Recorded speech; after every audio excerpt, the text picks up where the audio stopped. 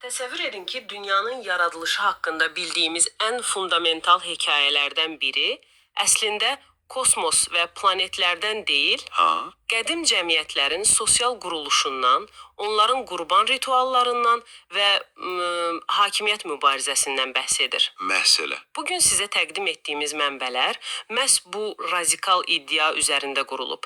Biz Safa Kaçmazın Tövratın yaradılış hekayəsini tamamilə fərqli bir gözlə oxuyan nəzəriyyəsini araşdıracağıq. Bəli, bu araşdırmanın əsas məqsədi mətni hərfi mənada, yəni göy elə göydür, yer elə yerdir kimi oxumaqdan imtina etməkdir. Yəni mətni öz dövrünə qaytarmaq. Tamamilə. Bunun əvəzinə biz antropoloji bir model tətbiq edəcəyik. Göy, belə deyək, köçəri çoban Akkad cəmiyyətini təmsil edir.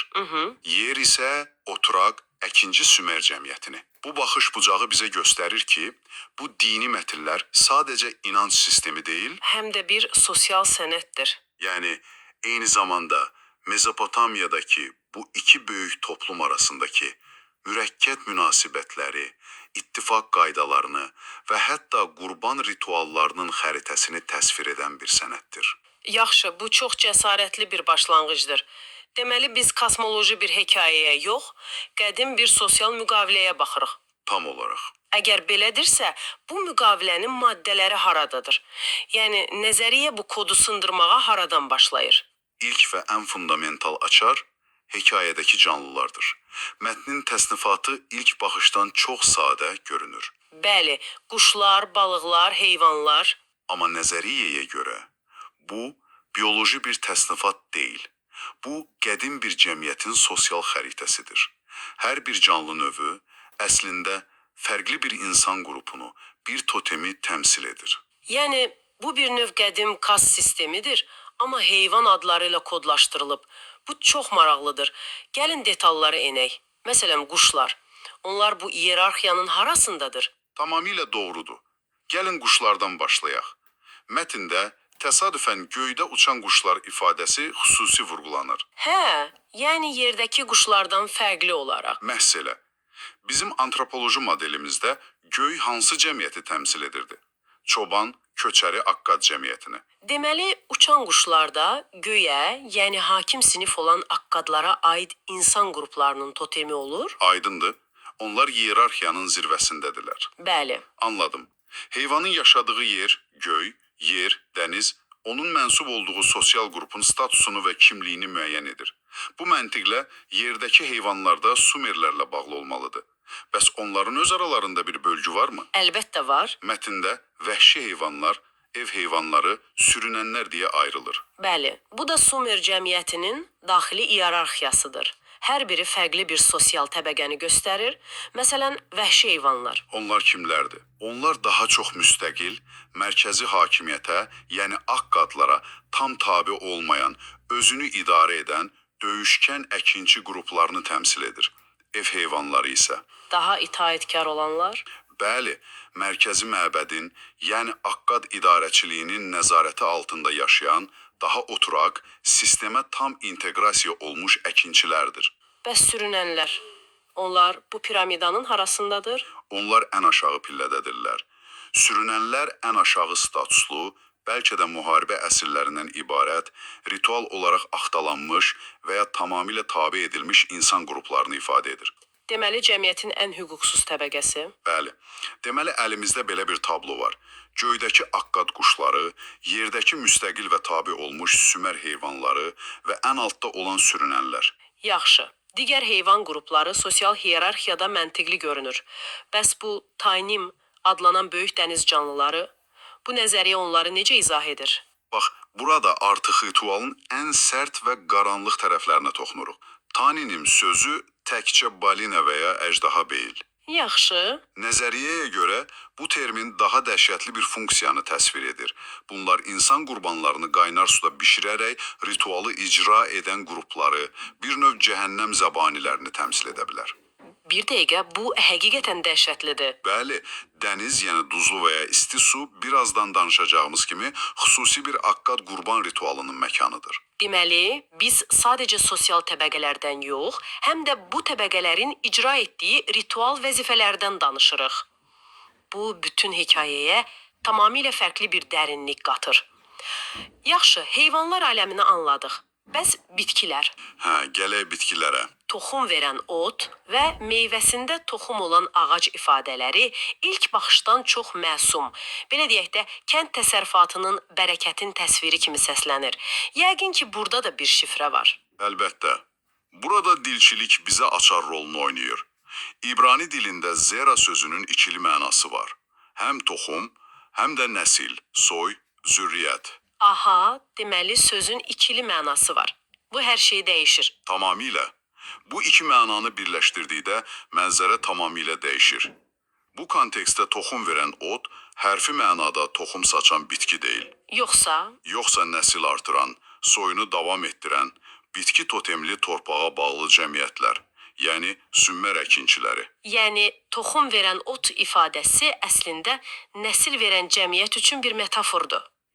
Bəs meyvəsində toxum olan ağac, bu daha mürəkkəbdir. Məsələ, orada iki element var. Meyvə və onun içindəki toxum. Bu nə deməkdir bəs? Bu, daha mürəkkəb bir sosial qaydanı təsvir edir. Burada meyvə uşağı, toxum isə o uşağın mənsub olduğu soyu təmsil edir.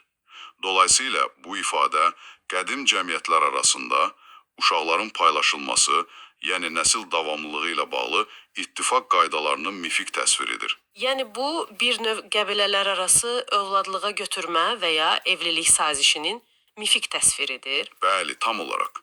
Bir qrupun meyvəsi, yəni uşağı, digər qrupun toxumunu, yəni soyunu davam etdirə bilər. Bu sadəcə botanika deyil, birbaşa sosial mühəndislikdir. İnanılmazdır. Və bu bizi nəzəriyyənin bəlkə də ən sarsıdıcı iddiasına gətirib çıxarır. Mətndəki yaşıl ot ifadəsi. Bəli. Deyilir ki, bu yaşıl ot bütün canlılara, quşlara, heyvanlara, hətta sürünənlərə belə yemək olaraq verilir. Bir dəqiqə, bunu düz başa düşdüyümdən əmin olmaq istəyirəm. Siz deyirsiniz ki, mətnin ən pastoral, ən sülsevər görünən hissəsi, Bəli, bütün canlılara yemək üçün yaşıl otların verilməsi əslində kannibalizmə dair kodlaşdırılmış bir təlimatdır. bu çox ağır bir iddiadır, amma nəzəriyyənin məntiqi bizi bura gətirir. Hərfi mənada oxunduqda bu, ekoloji bir harmoniya kimi görünür. Amma bizim modeldə Bəli, tətbiq etdiyimiz antropoloji modeldə əgər ot bitki totemli bir insan toplumudursa, onun digər qruplara yemək kimi verilməsi nə deməkdir? bu o deməkdir ki, o insanlar digər qruplara qurban edilir. Bəli, həmin toplumun üzvlərinin digər heyvan totemli qruplara, hətta ən aşağı təbəqə olan sürünənlərə belə qurban olaraq təqdim edildiyini göstərir. Bu, qədim yaxın şərqin sərt reallığıdır. Bu hekayənin bütün tonunu alt-üst edir. Əgər bu qədər təməl bir şey belə fərqli məna daşıyırsa, onda bəs kosmosun özü, məşhur suların ayrılması səhnəsi, yəqin ki, o da bildiyimiz kimi deyil. Qətiyyən. Əgər yaşıl ot bir metaforadırsa, sular da yəqin ki, H2O deyil. Qətiyyən. Bu, kozmoloji bir təsvir deyil, ritual ayrışmasının allegoriyasıdır. Mənbə bizi birbaşa Mezopotamiya mifologiyasına, Apsu və Tiamat hekayəsinə aparır. Hə, şirin su və duzlu su tanrıları. Bəli, amma onların mübarizəsi əslində iki fərqli mədəniyyətin və iki fərqli qurban praktikasının toqquşmasıdır. Necə yəni? Şirin su və duzlu su fərqli qurban növlərini təmsil edir. Bu necə mümkün ola bilər? Məhz belə, nəzəriyyəyə görə şirin su, yəni çaylar, yerə bağlı sümmer cəmiyyətini və onların qurban praktikasını təmsil edirdilər. Onlar qurbanları soyuq, təbii çay suyunda boğaraq təqdim edirdilər. Daha təbii bir üsul. Bəli. Duzlu su isə, yəni dəniz və ya daha doğrusu insan əli ilə yaradılan dəniz bir qazan, göyə bağlı Akkad cəmiyyətini və onların ritualını simvolizə edir. Yəni Onlar qurbanları bir qazanda isti və ya duzlu suda qaynadaraq təqdim edirdilər. deməli, mətndə sulara ayıran o məşhur qübbə də bildiyimiz səma deyil. Xeyr, mənbəyə görə qübbə bu iki ritualı fiziki olaraq ayıran müqəddəs bir qabdır. Bu bir küp, bir qazan, hətta sonraki dövrlərdə Kəbə və ya Arca, yəni əhd sandığı kimi müqəddəs bir obyekt ola bilər. Deməli, suların ayrılması Əslində fərqli qurban ayinləri icra edən iki cəmiyyətin şirin suda boğanlarla duzlu suda qaynadanların bir-birindən ayrılmasını təsvir edir.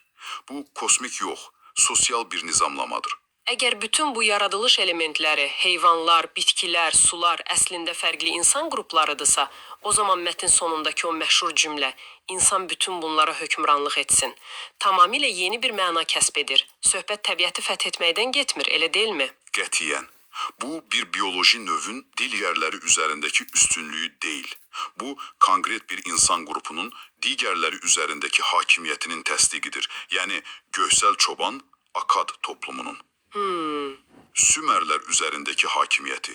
Bəli, yersəl əkinçi Sümer toplumu üzərindəki tarixi, sosial və ritual hakimiyyətini təsdiqləyən siyasi bir formuladır. Buna başqa tarixi mənbələrdə də rast gəlinirmi, yoxsa bu sadəcə bir nəzəriyyədir? Əlbəttə rast gəlinir. Mənbə birbaşa Hammurabi qanunlarına istinad edir. Hammurabi özünü təqdim edərkən deyir: "Tanrılar məni xalqı otarmaq üçün çoban təyin etdi." Çoban kral arxetipi. Məhz budur. Yaradılış mətnindəki hökmranlıq da eyni şeyi ifadə edir. Akad çobanlarının Sümmer əkinçilərini otarması, yəni idarə etməsi. Bu, dini mətnin içinə yerləşdirilmiş siyasi bir bəyannamədir. Başqa bir vacib termin də var. Yaşayan can və ya İbranicə nəfəş xayyaha. Bu ilk baxışdan sadəcə canlı varlıq demək kimi səslənir, amma yəqin ki bu da o qədər sadə deyil. Hərfi tərcümədə bəli, amma antropoloji kontekstdə burada da dərin bir sosial ayrım var. Bu termin əslində iki fərqli oğul arxetipini ifadə edir. İki fərqli oğul. Birincisi ölümlü oğuldur.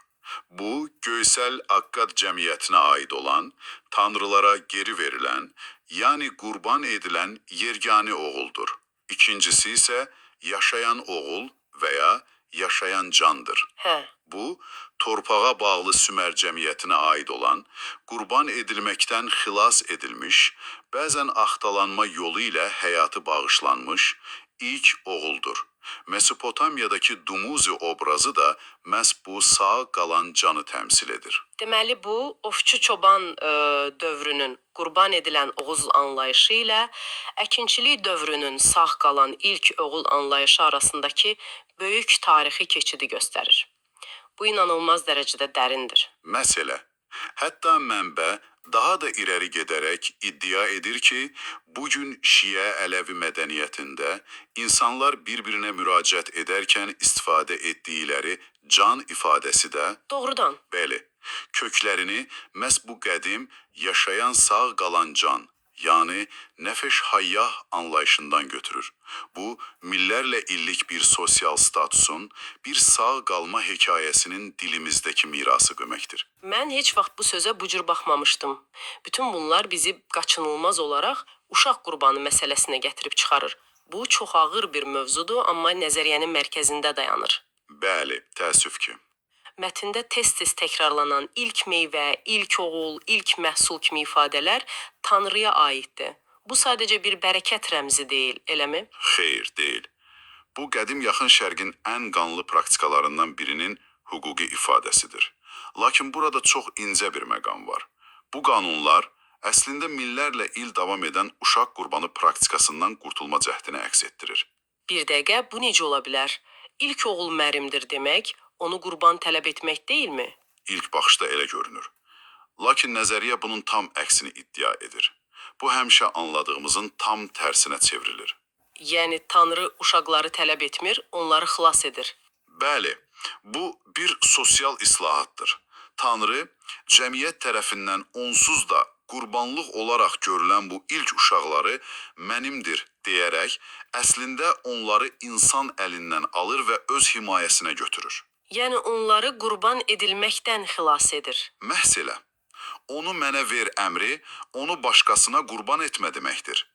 Mənbəyə görə İsrail xalqının seçilmiş xalq olmasının başlanğıcı da məhz bu sosial dini islahatla uşaq qurbanını ləğv etməklə bağlıdır. Bu, mifologiyadakı digər hekayələrlə də tam üst-üstə düşür.